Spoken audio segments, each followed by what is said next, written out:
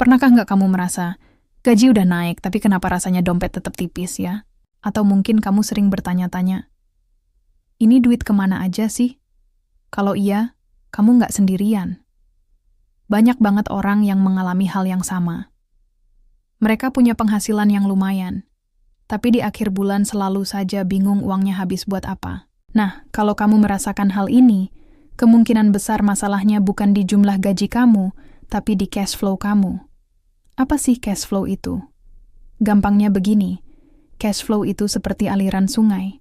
Ada air yang masuk, ada juga air yang keluar. Dalam keuangan pribadi, air yang masuk itu adalah pemasukan kamu, seperti gaji, bonus, atau pendapatan dari bisnis sampingan. Sedangkan air yang keluar adalah semua pengeluaran kamu, mulai dari bayar kosan, cicilan, makan, jajan, sampai langganan streaming film. Masalahnya muncul ketika air yang keluar lebih deras daripada air yang masuk. Inilah yang disebut cash flow negatif. Kalau sudah begini, jangankan menabung. Untuk memenuhi kebutuhan sehari-hari saja, bisa jadi pusing 7 keliling. Sebaliknya, kalau air yang masuk lebih banyak dari yang keluar, nah itu namanya cash flow positif. Selamat, kondisi keuanganmu sehat. Jadi, kuncinya bukan seberapa besar gaji kamu, tapi seberapa besar sisa uang yang kamu miliki setelah semua pengeluaran dibayar. Punya gaji 20 juta, tapi pengeluaran 21 juta itu lebih berbahaya daripada punya gaji 7 juta, tapi pengeluarannya cuma 5 juta. Paham kan sekarang? Pertanyaannya, gimana caranya biar cash flow kita selalu positif?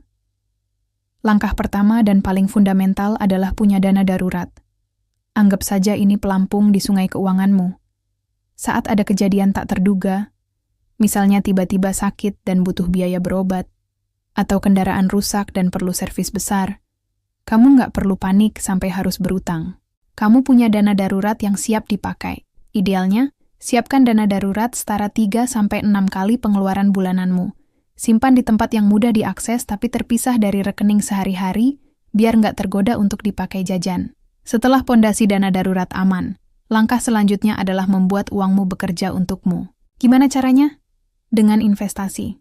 Sisihkan sebagian dari pemasukanmu secara rutin untuk diinvestasikan. Nggak perlu nunggu punya uang banyak. Mulai dari nominal kecil juga bisa kok. Misalnya, 10% dari gaji setiap bulan kamu alokasikan ke instrumen investasi seperti reksadana, saham, atau emas. Kuncinya adalah konsisten.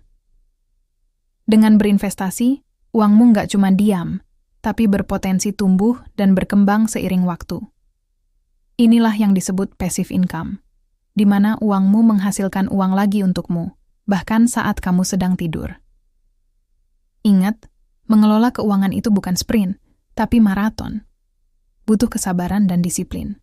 Mulai dari hal kecil, lacak pengeluaranmu, buat anggaran, siapkan dana darurat, dan mulai berinvestasi. Dengan menjaga cash flow tetap positif, kamu sedang membangun jalan menuju kebebasan finansial di masa depan. Yuk, mulai perbaiki cash flow kita dari sekarang.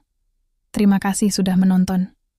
Kalau kamu suka dengan video ini, jangan lupa like, komen, dan share ke teman-temanmu ya.